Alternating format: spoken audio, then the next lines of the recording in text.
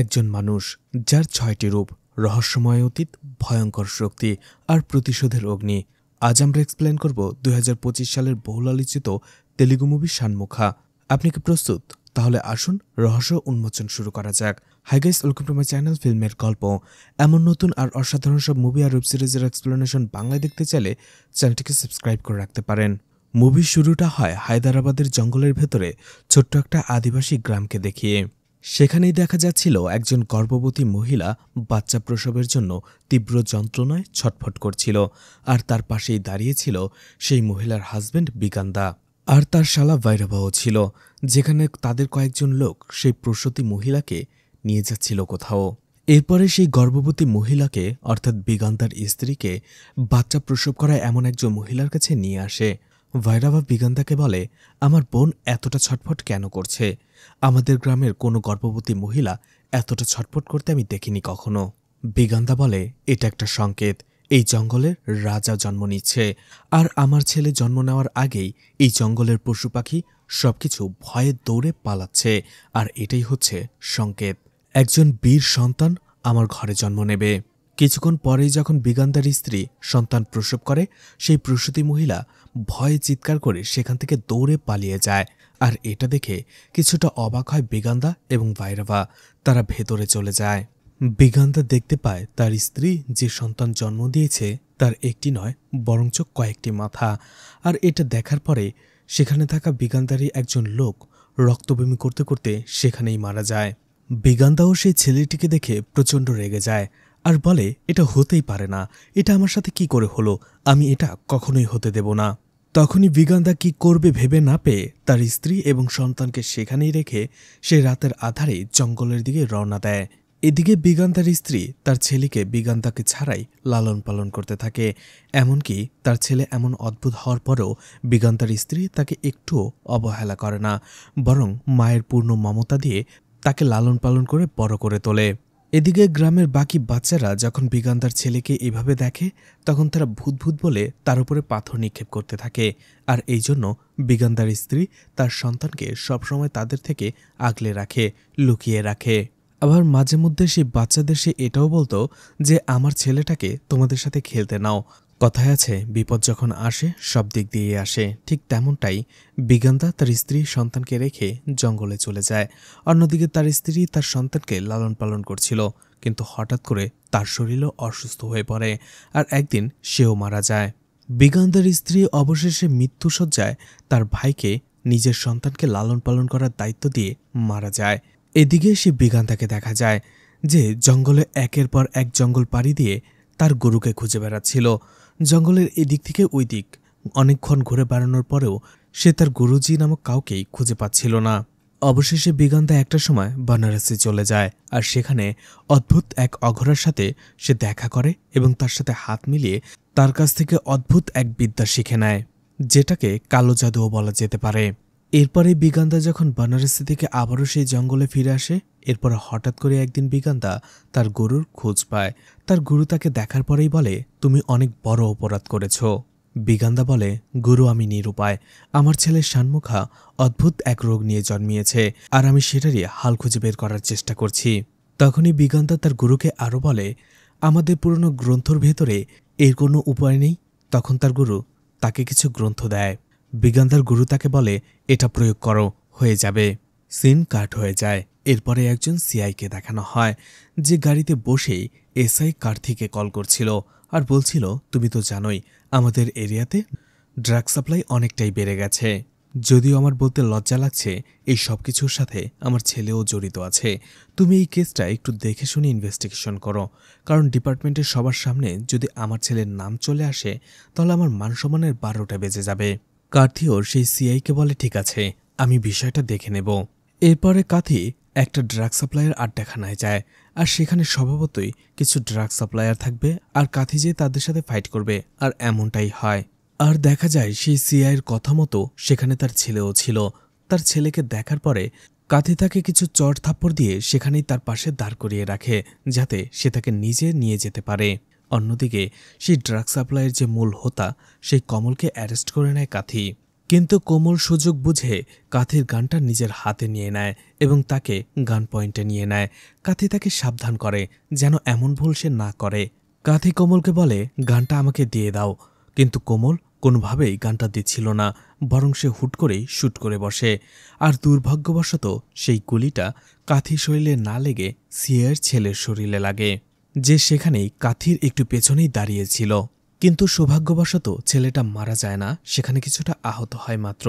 এদিকে কোমল গানটা নিজের দিকে পয়েন্ট আউট করে আর অবশেষে কাথির গাড়ি নিয়ে এবং গান নিয়ে সে পালিয়ে যায় সেখান থেকে।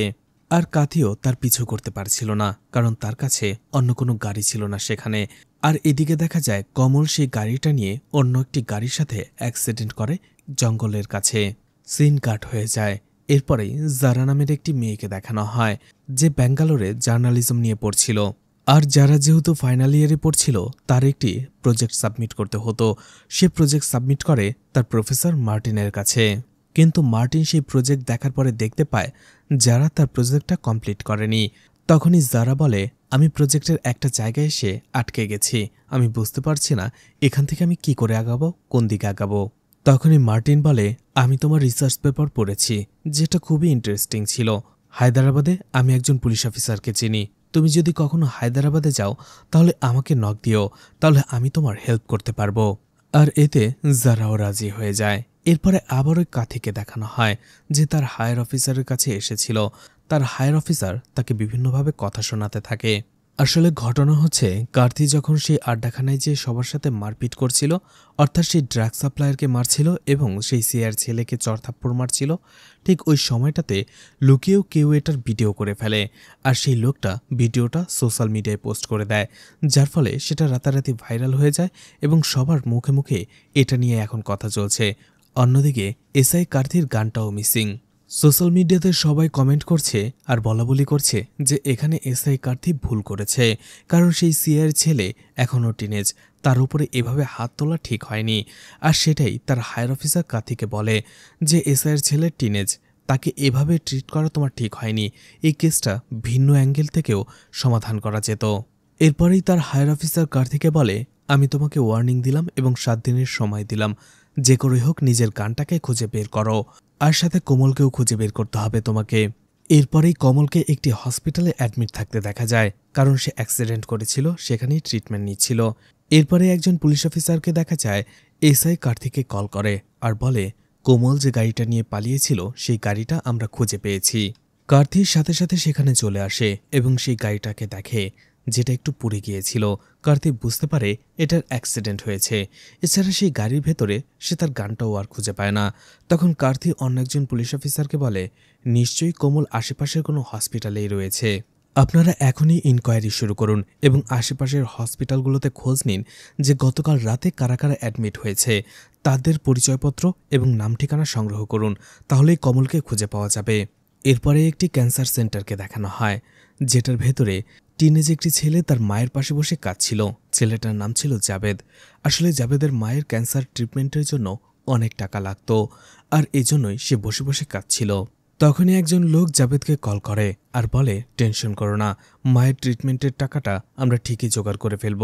এদিকে কোমল হসপিটাল থেকে সুস্থ হয়ে তার বাসায় চলে আসে, আর সেখানে তার বাড়ির ভেতরে আরও একটা সিক্রেট রুম ছিল। কোমল সেখানে চলে যায় আর দেখা যায় সেখানে একটি ফোন রিং হচ্ছিল।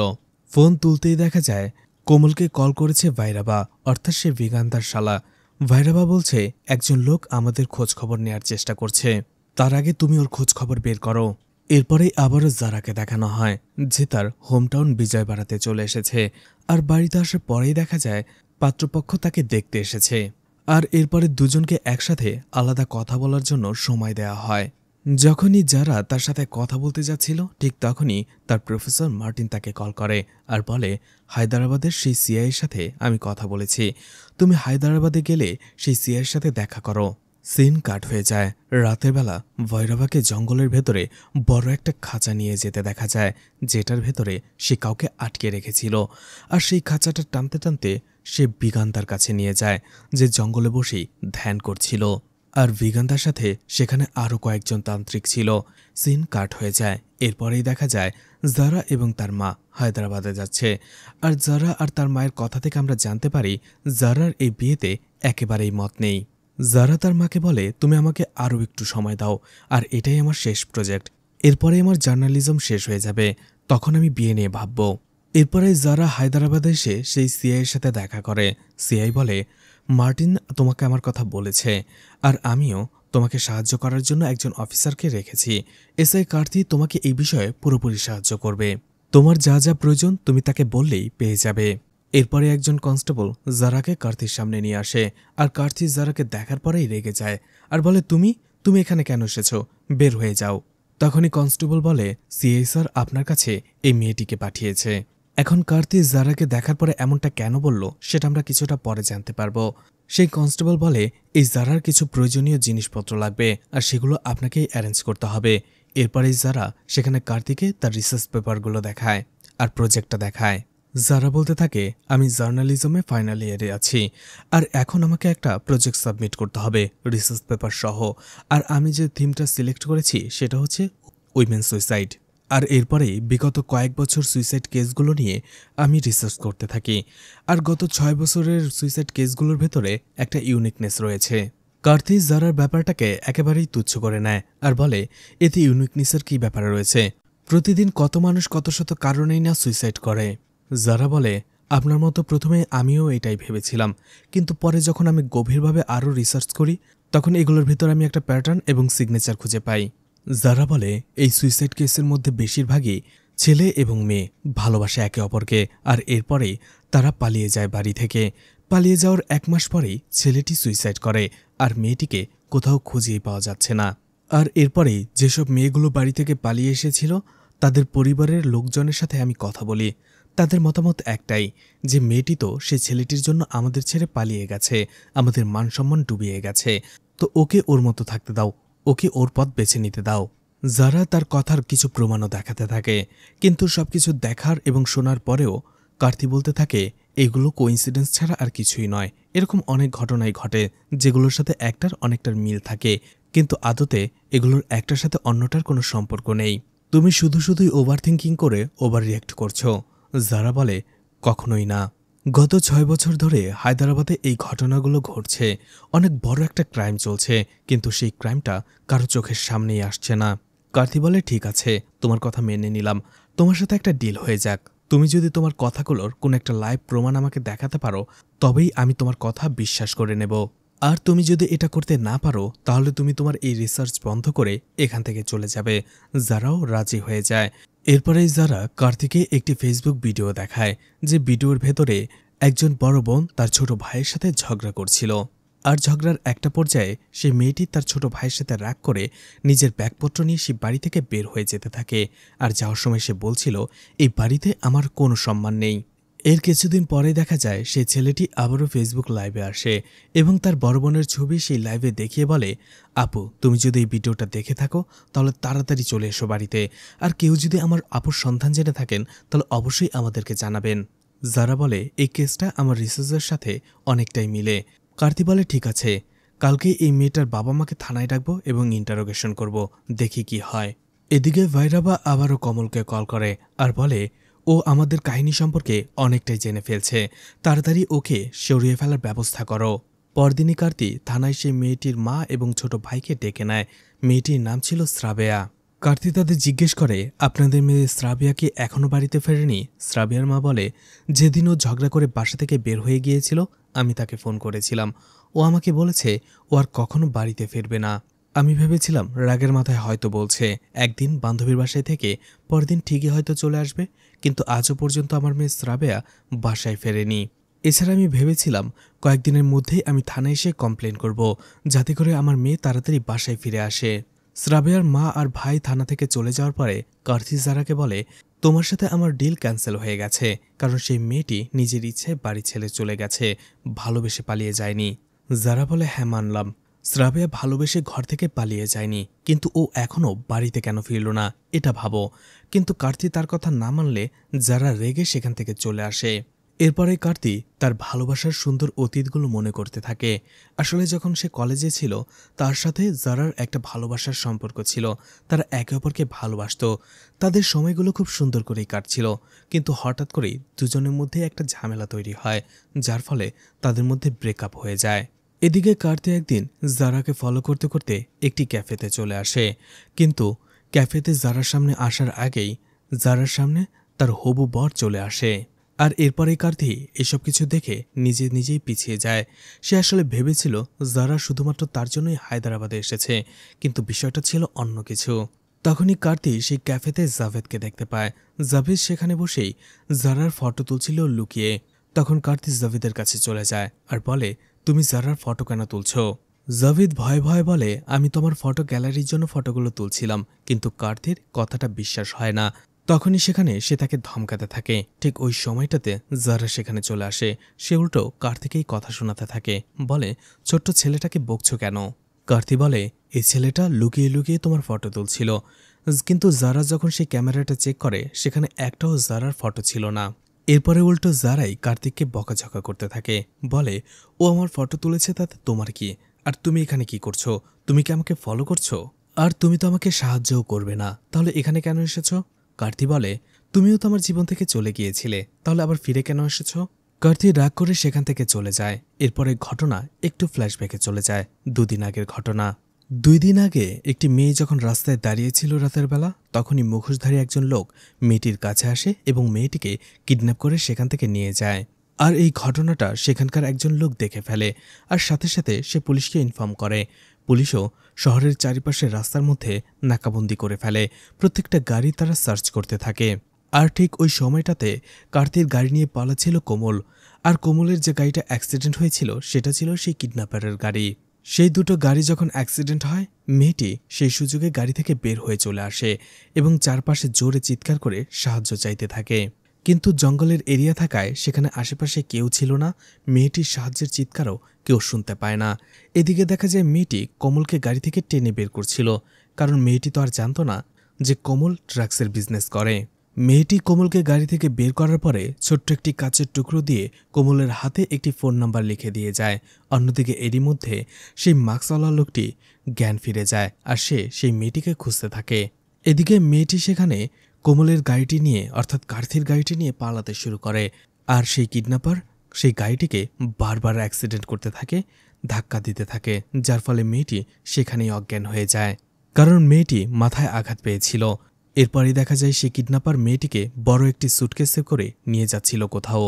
অন্যদিকে সেই কিডন্যাপারের মুখ দেখানো হয়। আর সেই কিডন্যাপার সেখানে যাওয়ার সময় সামনে সেই কার্তির গাড়িটাকে জ্বালিয়ে দিয়ে যায়। আর সকালবেলায় সেই কিডন্যাপার সেই মেয়েটিকে জঙ্গলের অন্য একটি এরিয়াতে নিয়ে আসে। মেয়েটিকে ভৈরবার হাতে তুলে দেয়।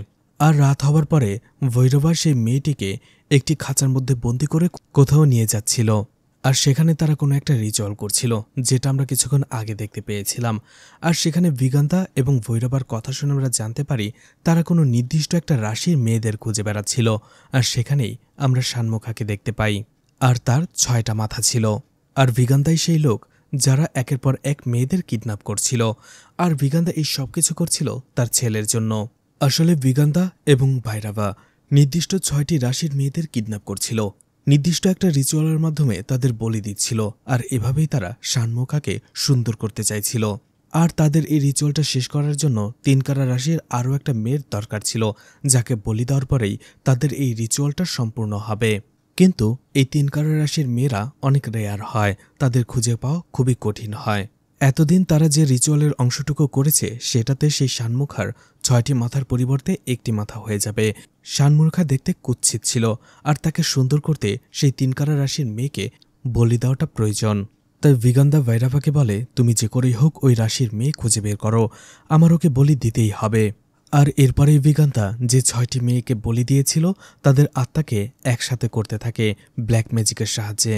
এদিকে জারা কল করে কার্তিকে আর বলে, তুমি তো বলেছিলে সেই মেয়েটির কেসে যদি পজিটিভ রেজাল্ট আসে তুমি আমাকে সাহায্য করবে। পজিটিভ রেজাল্ট চলে এসেছে, তুমি তাড়াতাড়ি আমার ফ্ল্যাটে চলে আসো। এরপরেই কার্তি যখন যারা ফ্ল্যাটের কাছে চলে আসে সে ফ্ল্যাটের বাইরে জাভিদকেও দেখতে পায়। জাভিদ বলে, জারা ম্যাম আমাকে তার প্রজেক্টের জন্য ডেকেছে। কিন্তু কার্তি জাভিদকে কিছুটা সন্দেহের চোখে দেখে।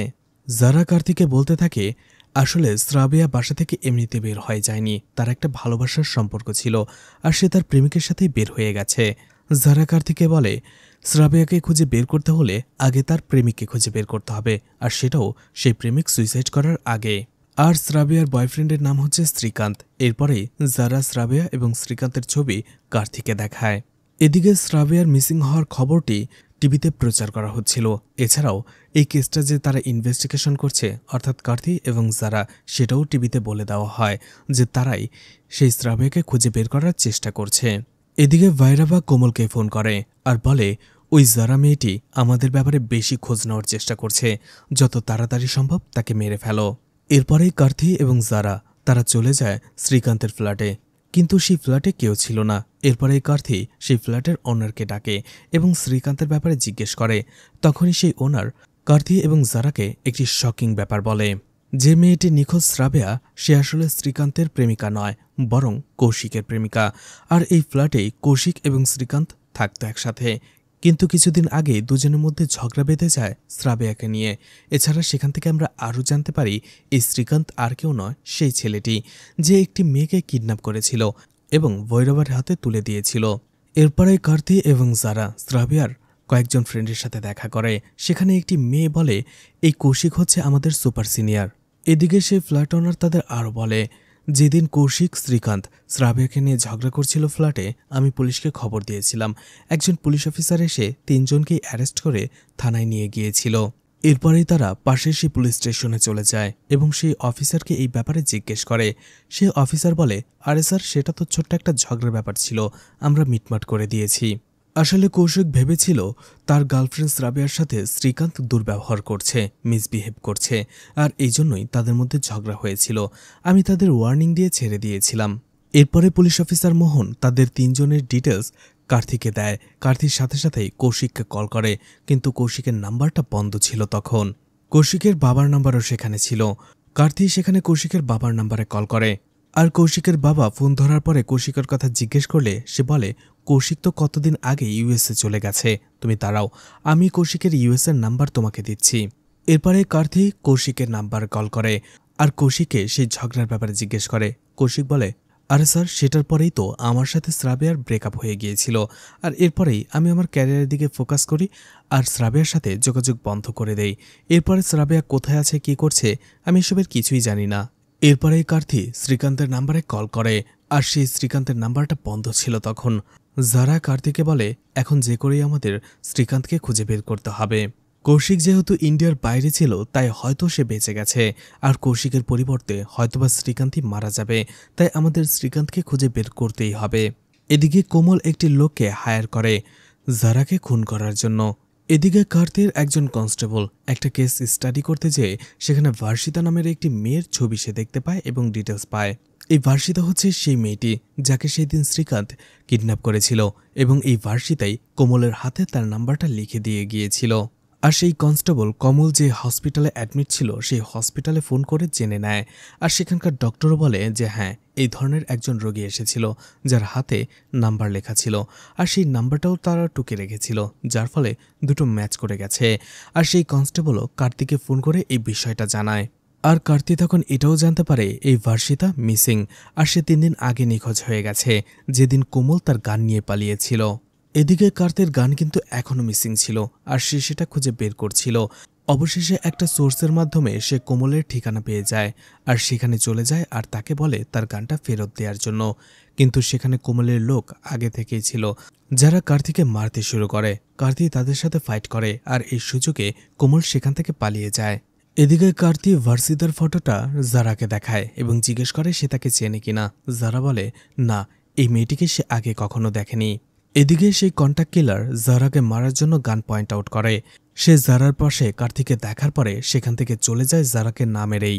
এরপরেই কার্তি এবং জারা জারার ফ্ল্যাটে চলে যায় এবং সেখানে বসে তারা কথা বলছিল। আর কথা বলতে বলতে একটা সময় তারা তাদের অতীতে চলে যায়। তাদের অতীতের সুন্দর দিনগুলো তারা মনে করতে থাকে, আর একটা সময় দুজনেই ইমোশনাল হয়ে একে অপরের কাছে চলে আসে, আর সেখানেই তারা ঘনিষ্ঠ হয়ে পড়ে। সকালবেলা একজন কনস্টেবল কার্তিকে কল করে আর সেখানে তারা একটা শকিং ব্যাপার জানতে পারে। আর নিউজটা পাওয়ার সাথে সাথেই কার্তি এবং জারা সেখানে চলে যায়। আসলে পুলিশ খবর পেয়েছে সেই বাড়িতে কেউ সুইসাইড করেছে, আর সেটা ছিল শ্রীকান্ত। ফরেন্সিক অফিসাররা লাশটাকে ভালো করে চেক করার পরে কার্তিকে বলে, লাশটা দেখে মনে হচ্ছে লোকটা 2 থেকে 3 দিন আগে সুইসাইড করেছে। আর সেখানকার ওয়াচম্যানের ভাষ্যমতে 3 দিন আগে সে একটি গানশটের আওয়াজ শুনেছিল। এছাড়া কার্তি যখনই শ্রীকান্তের মোবাইলটা চেক করছিল তখন সেখানে সে কৌশিকের নাম্বারটা দেখতে পায়, আর সেটাও কৌশিকের ইউএসের নাম্বার।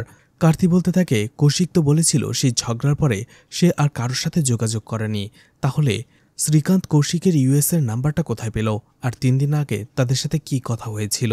আর এরপরে কার্তি শ্রীকান্তের হোয়াটসঅ্যাপ চেক করে, আর শ্রীকান্তের হোয়াটসঅ্যাপে তারা ভার্ষিতার ছবি দেখতে পায়।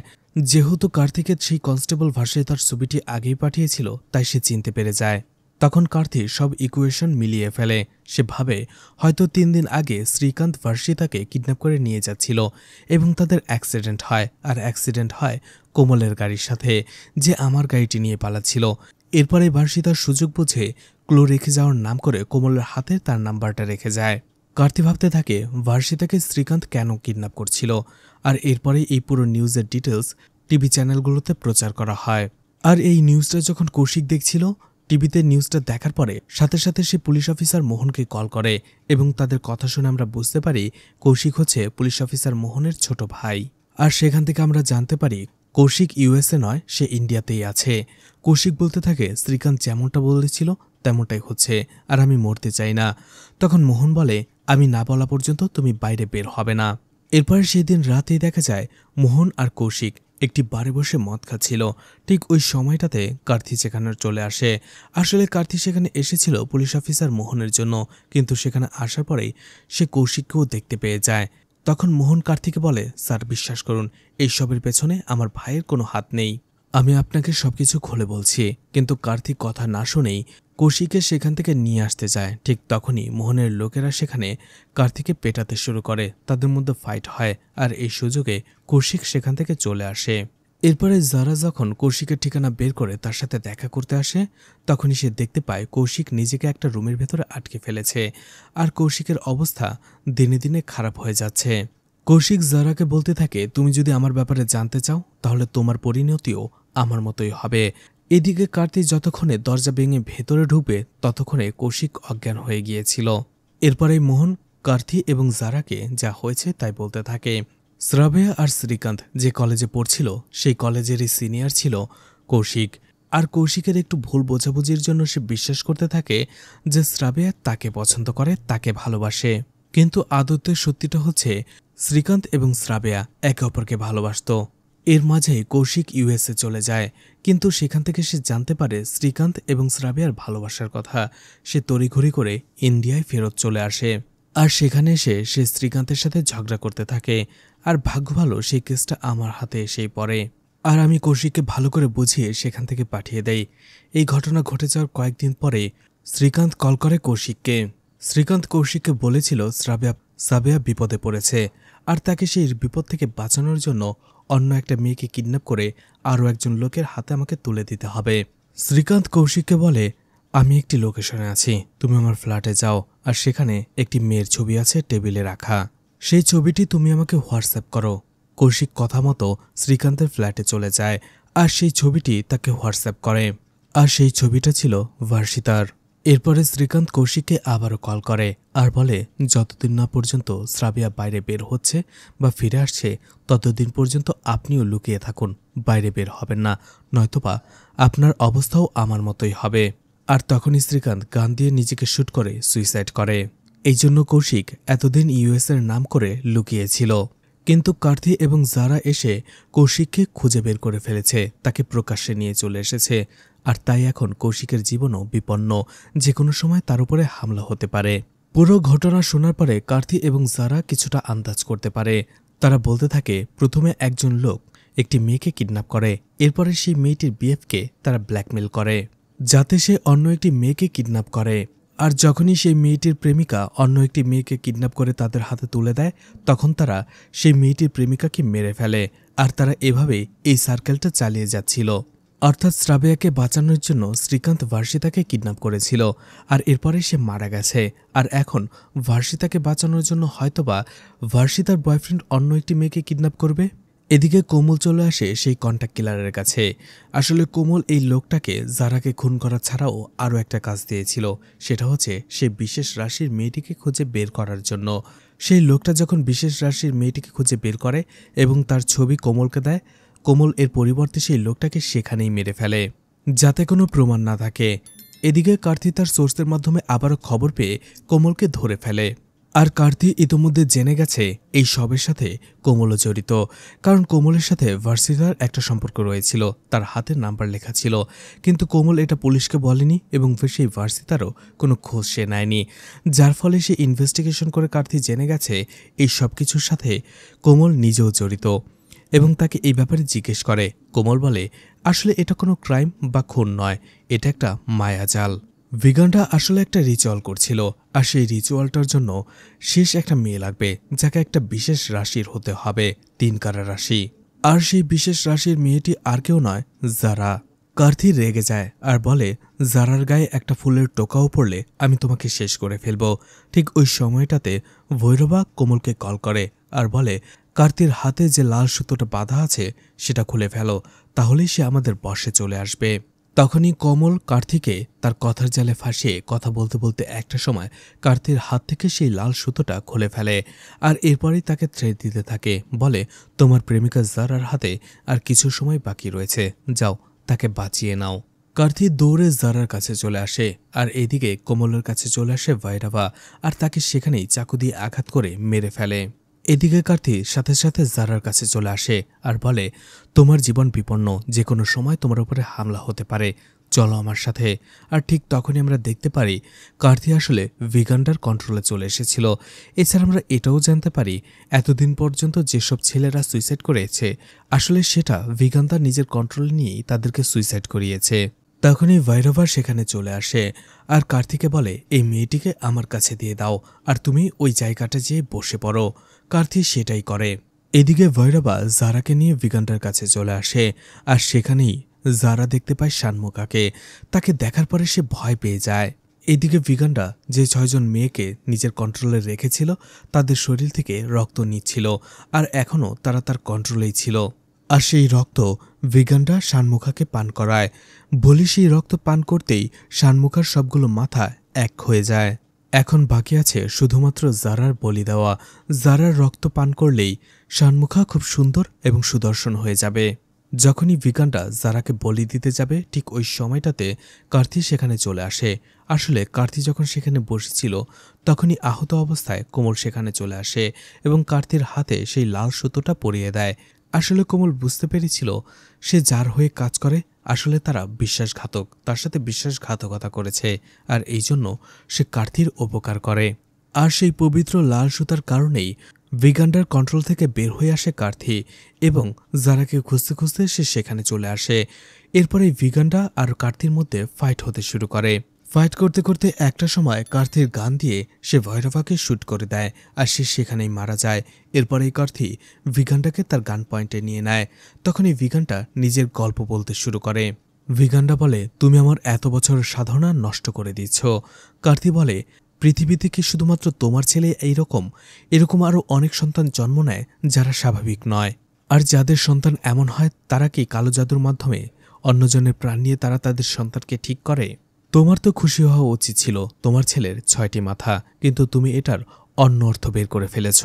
এদিকে ভিগান্ডা কথায় কথায় আবারও কার্তির হাত থেকে সেই লাল সুতোটা ছিঁড়ে ফেলে, আর এতে করে সে কার্তিকে আবারও নিজের বশে করে ফেলে।